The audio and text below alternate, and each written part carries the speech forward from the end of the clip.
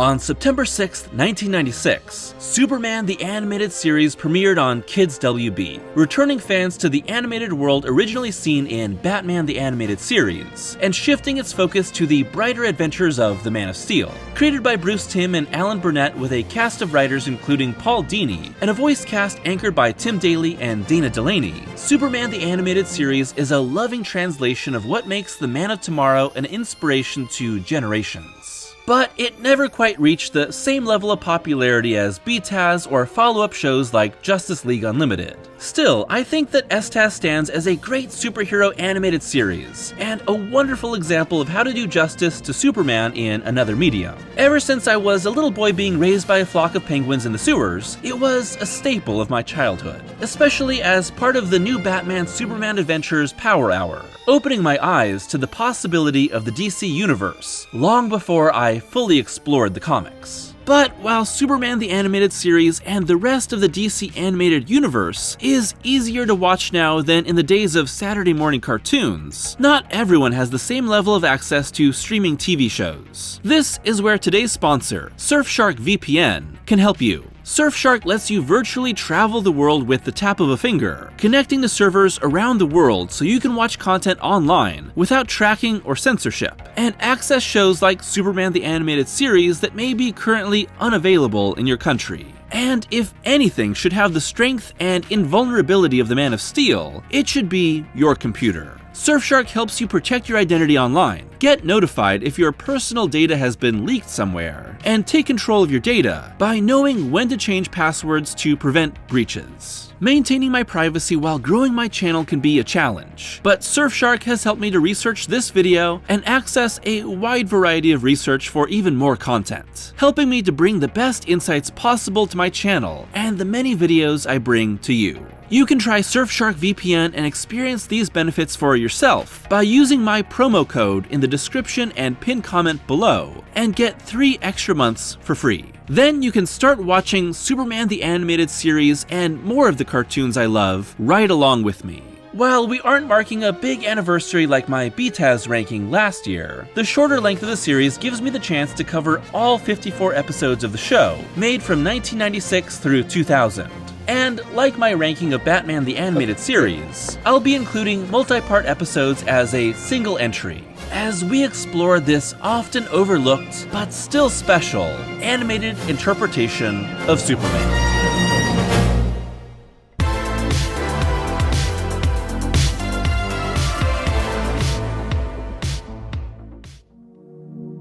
At 45, Prototype, written by Hilary J. Bader and directed by Kurt Gaeta. As a whole, STAS is a more consistently made series than BTAS, starting off on a solid note and never really dipping much in quality of writing, animating, and acting. There are no "I've got Batman in my basements" here. However, the worst criticism I can levy is that sometimes it just feels very anonymous. Prototype, appropriately for the name, is completely interchangeable with any other series, as Superman fights a cop in experimental armor. The cop is not established beforehand and never seen again. It's essentially Superman versus Iron Man, with Clark electrocuting him into oblivion when he could have just, ripped his helmet off. The only notable thing here is the introduction of John Henry Irons, setting up Steel.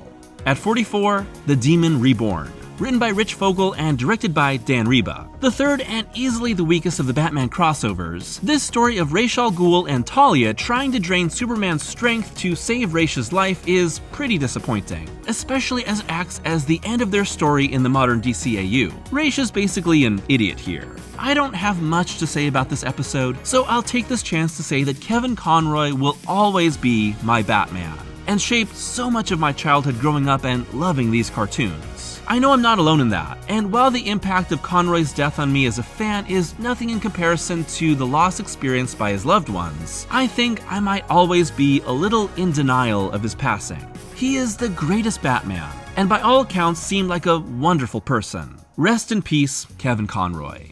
At 43, My Girl, written by Hilary J. Bader and directed by Yuichiro Yano. Lana Lang re-enters the life of Clark Kent, now a successful fashion designer and girlfriend of Lex Luthor, with her relationship helping her find out some of Lex's dark business dealings. Lana soon tries to become Superman's partner in crime fighting, And while I like the relationship between Clark and Lana, with his longtime friend instantly knowing he's Superman, the plot itself is very basic, with some terrorists, explosions, and peril in place of anything all that interesting. It's just forgettable outside of the two main characters. Not bad, but filler. Also, Lana Lang is basically just the Barbara Gordon model. Thought they wouldn't notice, but we did. At 42, Solar Power. Written by Robert Goodman and directed by Kazuhide Tomonaga. Edward Leitner returns, and this time he's got more lasers than an early internet meme. One of the major struggles in this series is nailing just how strong Superman actually is, keeping him powerful yet still needing to fight to win with consistent degrees of difficulty. Here, there's at least a compelling reason for Superman's weakness, as Leitner hijacks satellites to bathe Metropolis in red sunlight. There's some fun ideas here as Superman runs a gauntlet to save Lois that reminds me of a BTAS Riddler episode, but I just don't think that fighting some giant dork playing dress-up is compelling. At 41, Fun and Games. Written by Robert N. Skier and Marty Eisenberg, and directed by Kazuhide Tomonaga. The first Toyman episode has a lot of BTAS DNA, with the reveal of the villain and his targeting of both the gangster Bruno Mannheim for revenge and Lois Lane as the object of his affection. By diving into his traumatic past, Toyman is made into a tragic villain, which pairs well with his overtly creepy exterior. However, the narrative itself is pretty standard, without much to set it apart from the most average of episodes. It's also the episode that establishes how much more vulnerable this Superman is, nearly killed by Toyman's goo. At 40, Where There's Smoke.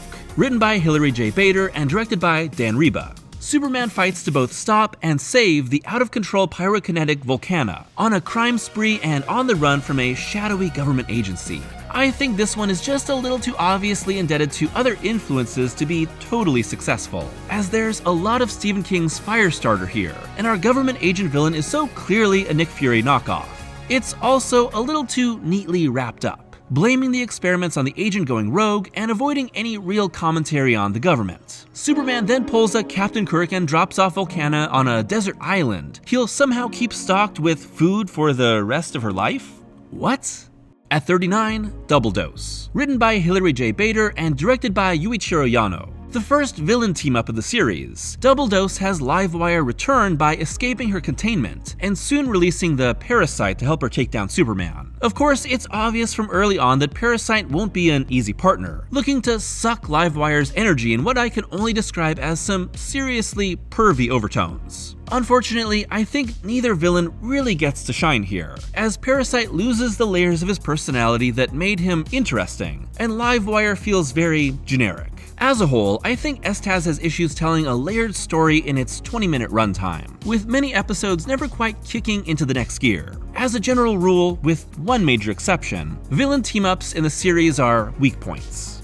At 38, Little Big Head Man. Written by Paul Dini and Robert Goodman, and directed by Shinichi Tsuji. Speaking of team-ups, Bizarro and Mitya Spitlik are easily the two quirkiest characters in the show, and here, in what's the third appearance of both characters, they join forces. But I don't think they add up to much more than the sum of their parts. STAS Season 3 is like DLC or those 100 filler episodes of Naruto. They explore the different fun corners of Metropolis, but don't add much to the larger story. Really, they act as padding between Apocalypse Now and Legacy, seen in a row, and they feel like spinning wheels, especially as Luthor and Lois are almost entirely absent. But sprinkle them through reruns and they work way better. At 37, Target. Written by Hilary J. Bader and directed by Kurt Gaeta. When Lois is targeted by an assassin, both she and Clark search for answers before it's too late. I would equate this episode to one of those early BTAS stories where a new villain fails to make their mark, and replicate what happened with Harley Quinn. Surprise, surprise, the bad guy is actually the one new character they introduce. What are the odds a guy named Edward Leitner is a laser-themed villain?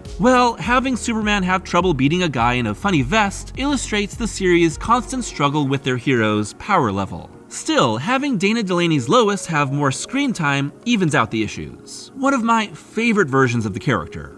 At 36, Monkey Fun. Written by Evan Dorkin and Sarah Dyer and directed by Kurt Gaeta. Ever since the dawn of time, man has fought for control of the Earth against his greatest foe, The monkey. Here, it's a giant monkey against our greatest hero. Okay, it's Superman against a giant space-irradiated monkey. What can you really say about this? It's actually kinda messed up, with Titano lost in space for decades, and Lois still emotionally connected to him from her youth. Adding stakes to Superman's fight to stop Titano but not hurt him until the army can use their monkey knockout gas? Fun.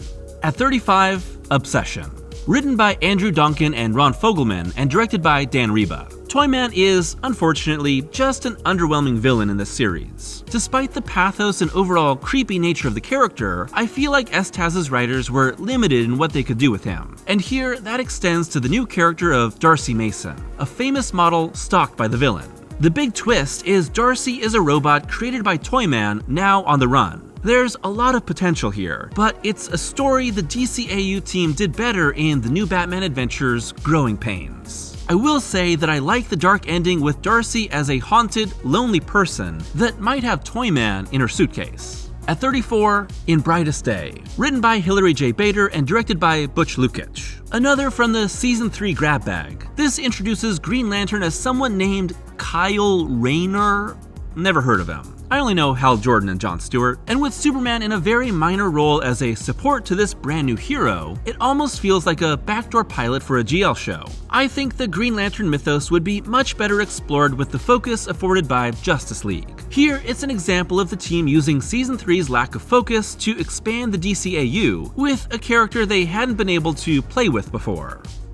At 33, Choose a Crowd, written by Hilary J. Bader and directed by Butch Lukic. A comatose madman with a time bomb hidden in the city forces Superman and the cops to turn to Parasite for help. The dynamic of having Rudy share his mind with the scheming Garver makes Parasite into more of an everyman that has to struggle with a much more villainous personality. What I like is that the episode's central concept turns Parasite into a more complex character than his original episode. And having him basically just want cable TV for his help makes him a much more likable character. Solid episode with good stakes. At 32, The Hand of Fate, written by Hilary J. Bader and Stan Berkowitz, and directed by Dan Reba. The second creepiest episode of the series. The Hand of Fate dives into the mystical side of DC, thanks to the arrival of the very squishy and squiggly Karkul, who likes to explode people into Lovecraftian monsters. With Dr. Fate a reluctant ally, STAS again expands the DCAU, but most importantly, this thing is pretty scary for a kids show, because of all these wild monsters. Lois and Jimmy getting turned into nightmare fuel freaked me out as a little sewer boy, and the story really pushes Clark out of his element. Tim and company like throwing curveballs like this into all their series, catching viewers off guard with a sudden and darker change of tone. At 31, Warrior Queen, written by Hilary J. Bader and directed by Kurt Gaeta. Maxima comes to Earth to find if Superman is her perfect mate, with the episode kinda split into two sides. Maxima causing havoc on Earth, and Superman helping the Queen stop a coup on her homeworld. The first half is more fun because it's all about how one powerful woman can disrupt Superman's life. And while it's a very flirty episode, it's pretty clean, choosing to be almost a parody, as evidenced by the arrival of Lobo as the perfect match for Maxima by the end. Of course, this being a space episode, there has to be a big gross tentacle monster, and this one is huge. At 30, Bizarro's World, written by Robert Goodman and directed by Hiroyuki Aoyama. Our inverse Superman returns as a much more classic version of the character, who tries to create his own version of Krypton. He's also a lot more threatening, with Bizarro eventually trying to blow up Metropolis with a missile. So the stakes are much higher, even if the emotional investment in the character isn't there to the degree it was with the first Bizarro episode. How much can you do with Bizarro in the show? Also, this is the closest STAS came to featuring Krypto, with Bizarro's weird little pet. At 29, A Fish Story, written by Hilary J. Bader and Rich Fogel, and directed by Shinichi Tsuji. Another chance for STAS to expand the animated universe. This time it's with Aquaman, at war with Luthor's scientists who are trying to study him and carry on their ocean-polluting tactics. Aquaman makes for an interesting foil to Superman, as the King of Atlantis is way more ruthless, only interested in stopping the pollution to save his people, and making it clear that he's willing to take lives to do so. It's a very solid Aquaman story, but the character, like many concepts introduced in STAS, would be way more interesting in Justice League and JLU. At 28, Blasts from the Past Parts 1 and 2, written by Robert Goodman and directed by Dan Reba. Kicking off Season 2, Blast from the Past sees Mala and Jack Sur, two would-be Kryptonian dictators released from the Phantom Zone, attempt to take over the Earth. The two essentially act as STAS's version of General Zod and Ursa, and the two-part nature gives the story time to evolve, with the first half seeing Superman struggle to acclimate Mala to Earth, and the second turning into all-out war. Pitting Superman directly against his own kind is a frequent trope in Man of Steel stories, but it's rare in the DCAU. Also, Blast from the Past is heavily focused on Dr. Emil Hamilton's partnership with Superman, and this is a running thread throughout the series, and especially Season 2, which makes this two-parter more essential to the larger story. At 27, Ghost in the Machine, written by Rich Fogel and directed by Hiroyuki Aoyama. Brainiac returns and forces Luthor to build him a new body. Having your series' main antagonist at a disadvantage helps Luthor become a more complex character and also add greater menace to Brainiac. But best of all is the sudden fleshing out of Mercy Graves, turning her from minor supporting character into a tragic figure, struggling in the larger context of Luthor's obsessions. Years later, Ghost in the Machine would set up an even greater Luthor-Brainiac story in Justice League Unlimited, but this two-hander villain episode works well all on its own because of the character work. At 26, Livewire, written by Evan Dorkin and Sarah Dyer and directed by Kurt Gaeta. Superman fights against a deadly file-sharing site that's just as likely to give you a virus as it is to get you the latest Tool Alba. Oh wait, this is Livewire. Okay then, it's about a literal shock jock. A fairly standard villain origin in STAS. It's Lori Petty's performance as the electric villain, and giving Superman another type of obstacle that elevate the episode. Plus, the mid-air crash rescue is fantastic, with all sorts of complications and escalating stakes in a scene that wasn't necessary but shows what the team could do. Like Harley Quinn, Livewire is one of several original DCAU characters to get translated into comics, due to both fans and writers liking her.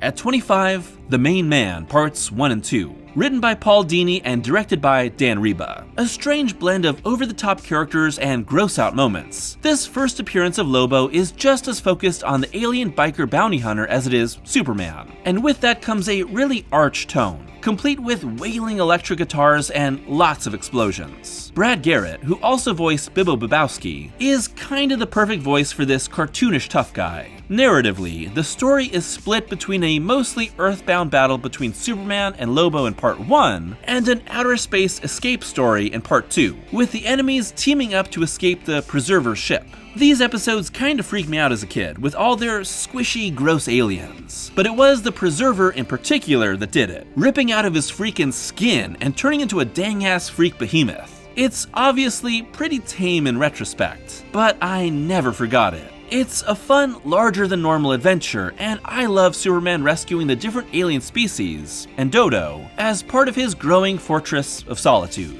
At 24, Father's Day. Written by Mark Evanier and Steve Gerber, and directed by Dan Reba. The first real apocalypse-centered episode helps viewers to dip their toes in the waters of a much grander mythology around the show. In essence, Kalibak acts as a first-level boss for Superman, giving him a challenge but clearly not on Darkseid's level, who remains mysterious here. Contrasting Superman's relationship with Pa against Kalibak's relationship with Darkseid helps give the villain some sympathy while giving Pa a little spotlight. I always love Ma and Pa Kent stories. STAS would go much bigger with Darkseid later, but this helps establish what's to come throughout much of Season 2. At 23, Little Girl Lost Parts 1 and 2. Written by Evan Dorkin, Sarah Dyer, Paul Dini, Alan Burnett, and Rich Fogel, and directed by Kurt Gaeta. The Season 2 finale introduces Supergirl into the series, while also continuing the Apocalypse storyline. And while I enjoy the refreshing perspective of Kara on the joys and challenges of Superman's world, I think it's kinda brought down by the inclusion of Apocalypse. I love Ed Asner as Granny Goodness, a truly inspired casting choice, but I can't help but feel it's overall a letdown coming immediately after Apocalypse Now. In reruns or seen on its own, it's a little stronger, but within the context of the more serialized nature of the story, it's a bit weak. Although I do like the characterization of Kara here, becoming friends with Jimmy and striking out on her own as the main character before Superman comes into play in the second half. it's a shame she gets lost in the shuffle of the rest of the series and Justice League, as I like Nicole Tom's voice work as the character. At 22, Feeding Time, written by Robert Goodman and directed by Dan Reba. The Parasite origin story. Rudy getting all burnt up and melty from purple ooze in the truck bed is messed up, man. This scarred me as a kid. Parasite is a good villain for the stakes of the show and power set of Superman, with a great vocal performance by Brian James, making him a smirking, sleazy jerk looking to take advantage of everyone around him. I generally like a more monstrous Parasite, but the more human villain works well in this show, as he's a mental threat that sucks the memories from his victims alongside their strength. Of course, with Parasite learning Clark's identity, his threat has to be conveniently walked back with amnesia. At 21, Action Figures, written by Hilary J. Bader and directed by Kenji Hachizaki. Metallo is not just one of the most menacing opponents in the show. Poisoning Superman with kryptonite and dunking him in lava is particularly terrifying here, but he's also just disturbing to think about. With John Corbin, the Man, losing all of his humanity because of his robot body. Here, the show makes him even more menacing when he manipulates two young kids into helping him, as he pretends to be a hero. The island setting is mostly here as an excuse for a giant volcano eruption in the finale, but it's also a nice change of setting in a show that wasn't afraid to stray from its home base. At 20, Heavy Metal, written by Hilary J. Bader and directed by Kurt Gaeta. The debut of John Henry Irons as Steel pits him against a returning Metallo, who, now that I think about it, seems to have a real problem with the black community. Coming shortly after his debut in comics, it's cool to see Steel getting some love with an episode that has him and his niece Natasha at the forefront. And, like always, Metallo is really menacing, and the episode lets him gain an advantage over Clark thanks to kryptonite upgrades, with no real way out for Superman until Steel can intervene. I'm not entirely sure how or why Metallo got half his face back, but it's definitely his best look, so let's just go with it. At 19, Brave New Metropolis, written by Stan Berkowitz and directed by Kurt Gaeta. An evil Superman story, which everyone seems to have done in every medium in the last decade. But at the time, a departure that felt a lot fresher, with Lois being transported into an alternate dimension where Superman and Lex have formed a dictatorship. The episode starts bleak, but is actually a lot more hopeful than a typical what-if timeline, as Superman is shown to not be truly evil, but pushed over the edge by the death of his Lois. STAS has a will they won't they relationship going between Superman and Lois that is never fully paid off. But here, this alternate dimension allows Lois to learn that Superman is in love with her, or at least this version. Things are wrapped up a little too neatly given all the war crimes, but it's still something that helps progress the central romance. At 18, Unity, written by Paul Dini and Rich Fogel and directed by Shinichi Tsuji. The creepiest, grossest, and most horror-centric episode of the series brings a Lovecraftian god to Smallville, and all these mouth tentacles freak little Matt out. It's also the return of Supergirl, whose fun trip to Metropolis sets her up for a return to sudden Midwestern horror that reminds me of Stephen King's stories like Children of the Corn, Crouch End, and Revival, but with superpowers. I kinda wish Superman wasn't in this at all, so that Kara could have a stronger arc. But this surprise switch up to horror works well for its ability to scare little kids, as part of a fun subset of DCAU horror episodes. At 17, Superman's Pal, written by Robert Goodman and directed by Kazumi Fukushima. When rewatching all of STAS, I realized that Jimmy Olsen is a much more minor character than I remembered. And while I like David Kaufman's performance as the photographer, he's not a full-fledged regular. So it's nice to see an episode dedicated to the character, who attracts a world of trouble when the news portrays him as Superman's pal. Most of it is funny hijinks until Metallo comes in to spoil the fun. And like most of Season 3, it's a disposable adventure, but I dig it. Also love the different homages to Jimmy's past in the comics, with a little signal watch wink at the end being a great endnote. At 16, Identity Crisis, written by Robert Goodman and Joe R. Lansdale and directed by Kurt Gaeta. Bizarro is a tricky character to write, especially when writers embrace all his strange lore. Here, the team opts for a much more simpler approach to the tragic villain, with Bizarro a flawed and devolving clone of Superman created by Luthor. By having us first meet him as a regular Superman, we also have greater sympathy for him as we watch his mind and body warp. not into a true villain but a tragic monster. Tim Daly does an awesome job portraying all stages of Bizarro, helping to link him to the hero and adding a lot of emotional gravitas to what can easily be a silly character.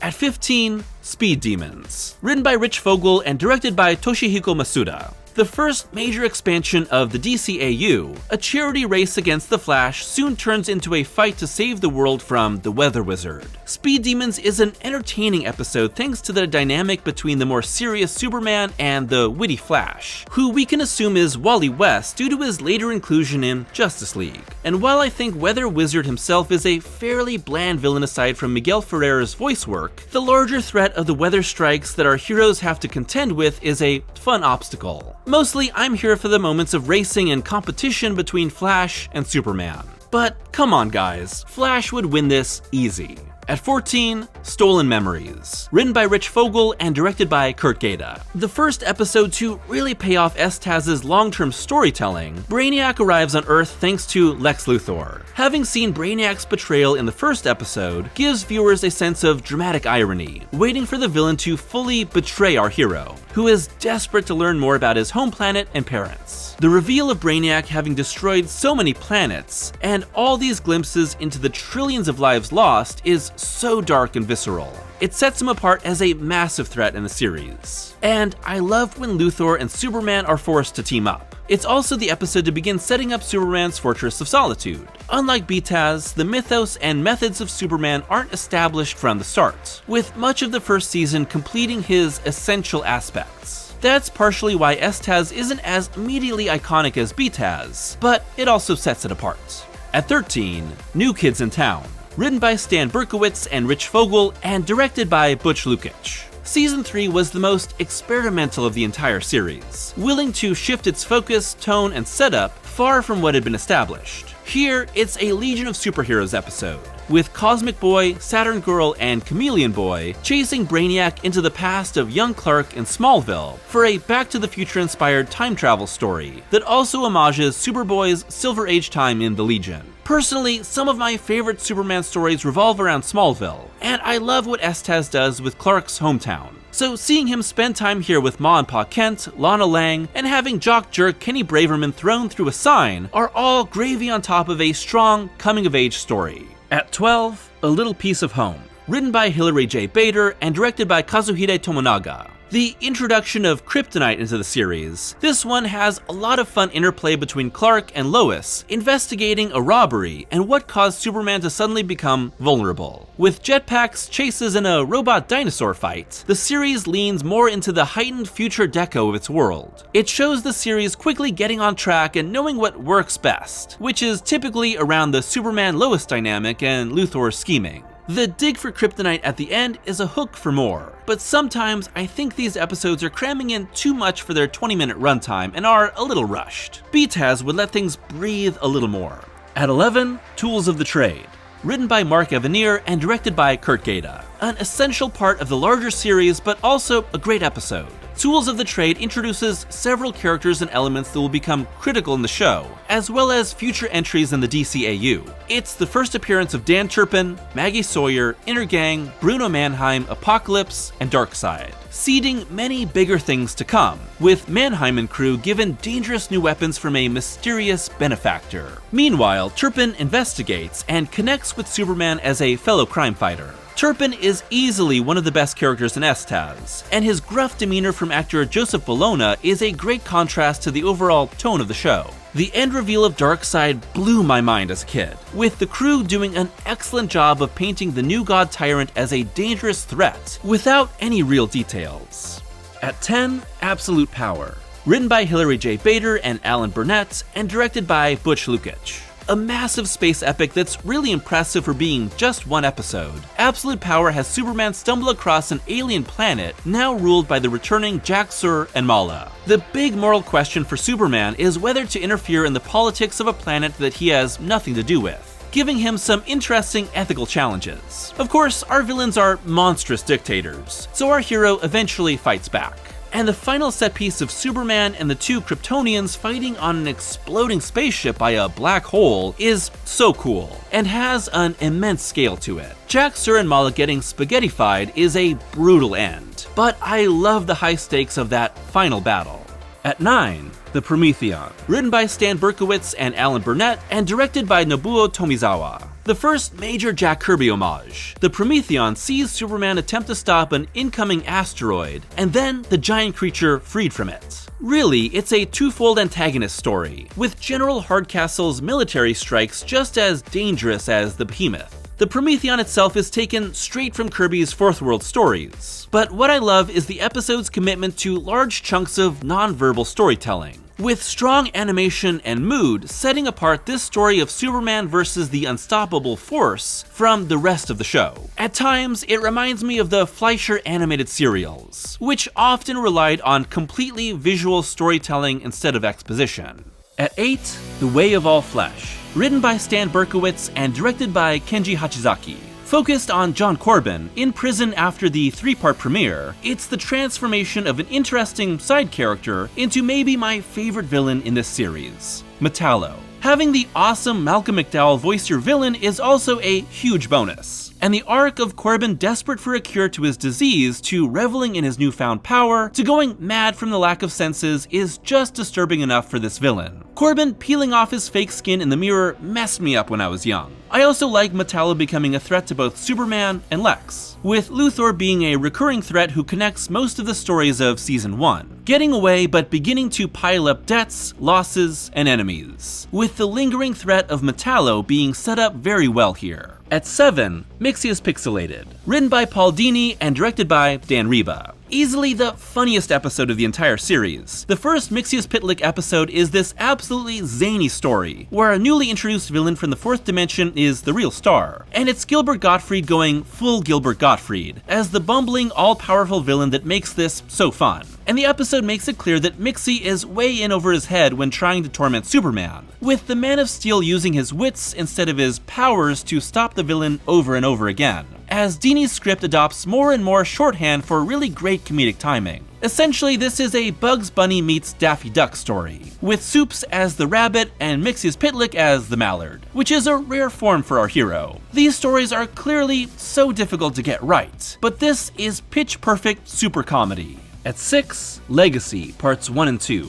Written by Rich Fogel and Paul Dini and directed by Kurt Gaeta and Dan Reba. The series finale and a bold choice for how to end the show. Legacy starts in media res with Superman having been brainwashed by Darkseid into being his son and warrior, leading an invasion of Earth. So our titular hero is essentially a villain or out of commission for more than half of his own show's 2-part finale, as Supergirl, Lois, Luthor, and the military all react differently to his attack. The payoff is fascinating because, while we finally get to see Superman and Darkseid go toe-to-toe in a brutal fight, the show doesn't provide closure, as Darkseid is still worshipped as a god on Apokolips, and Superman is now feared on Earth. It does finally give us a kiss between Lois and Superman, and while the show ended early before this idea could be explored further, the darker, subversive nature elevates the show as a whole. At 5, Nighttime. Written by Robert Goodman and directed by Kurt Gaeta. The second Batman crossover, Nighttime aired after the new Batman adventures began and reflects that series' status quo, with Tim Drake Robin teaming up with a Superman forced to pose as Batman after Bruce has gone missing.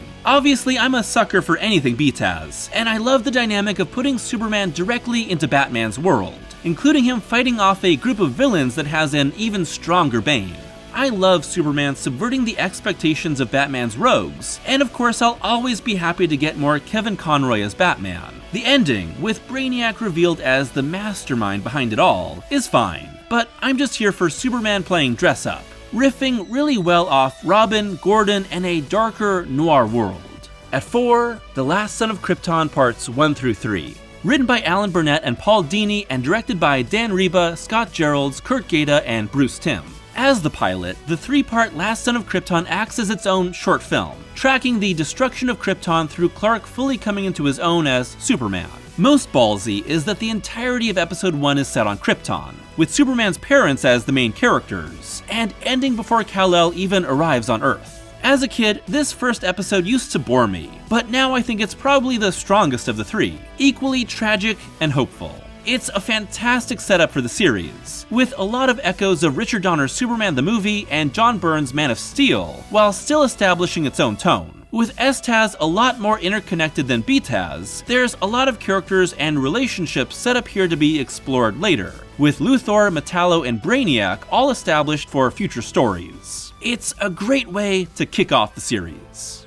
At 3, World's Finest. Written by Alan Burnett, Paul Dini, Rich Fogel, Steve Gerber, and Stan Berkowitz, and directed by Toshihiko Masuda. Maybe the most famous STAS story, and for good reason. World's Finest brings back Kevin Conroy as Batman, in a story that crosses the Dark Knight over into the world of Superman. Not only confirming that this takes place within Tim's pre-existing world, but setting up for the eventual new adventures of Batman. But beyond its place in the growth of the DCAU, World's Finest is just a fantastic Batman and Superman story, broken into 3 acts across 3 episodes that chart the two heroes' growth from enemies to allies, as Clancy Brown's Lex Luthor and Mark Hamill's Joker join forces. Bringing back Conroy and Hamill, of course, already elevates this episode, but every actor here is given meaty parts, as these characters bounce off one another in new ways, thanks to the shifting dynamics between them all. Lois Lane falling in love with Bruce and considering moving away from him is, like, way too fast, especially for someone as independent and grounded as this Lois. But beyond that, it's a story that benefits from its 3-part structure. Overall, STAS did wonders with multi-episode stories, overcoming the issues of brevity that often hurt single episodes. This is everything that was amazing about the DCAU, and would only lead to more incredible stories down the line, helping to cement these versions of the characters as my all-time favorites. At 2, The Late Mr. Kent. Written by Stan Berkowitz and directed by Kenji Hachizaki.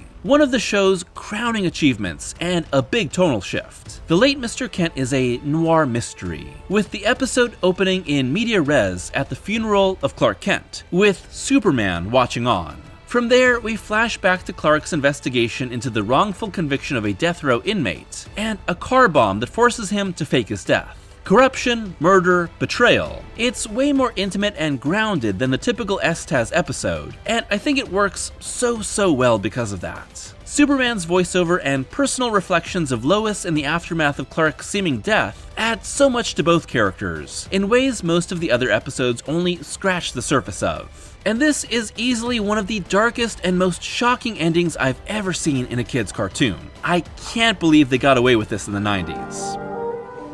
He's Superman! Love it. Perfect. And at number 1, Apocalypse Now, Parts 1 and 2, written by Rich Fogel and directed by Dan Reba. The culmination of the slow build to Darkseid and Apocalypse from 2 seasons is an incredible, dark war story, but it's also really emotional, as Part 1 ends Bruno Mannheim's story with a shocking nuclear meltdown, and Part 2 has Metropolis invaded by Darkseid's forces. The Darkseid story is actually a much smaller part of STAS than I remembered, but it burned itself into my brain as a kid. Revisiting it years later, and although it only has a few episodes altogether, it's the high point. Here, the team pays off everything they've been building in both characters and lore in what is essentially a mini crisis, complete with red skies. It's also the saddest episode of the series, with Dan Turpin, MVP supporting character, leading a successful rebellion with Superman captured, only to be murdered by Darkseid. Decades later, and it's still tragic. And with this episode coming only a few years after the passing of Jack Kirby, creator of the Fourth World and its many characters featured here, Turpin's funeral acts as a tribute to the king. It's emotionally resonant and unafraid to embrace the mythology and importance of its characters, making it the high point of the entire series. Goodbye, old friend. In the end, the world didn't really need a Superman, just a brave one. After almost 30 years, Superman the Animated Series stands as a less discussed pillar of the DCAU, but one that was crucial to its long-term success and some of its greatest storylines. Revisiting the series for this video has reminded me of its strengths, weaknesses, but most of all, its impact on what I would grow to love about Superman and DC Comics. all these years later, and it's still very special to me. So thank you to the entire team behind Superman the Animated Series for making my childhood, and the childhoods of so many others, a little more super.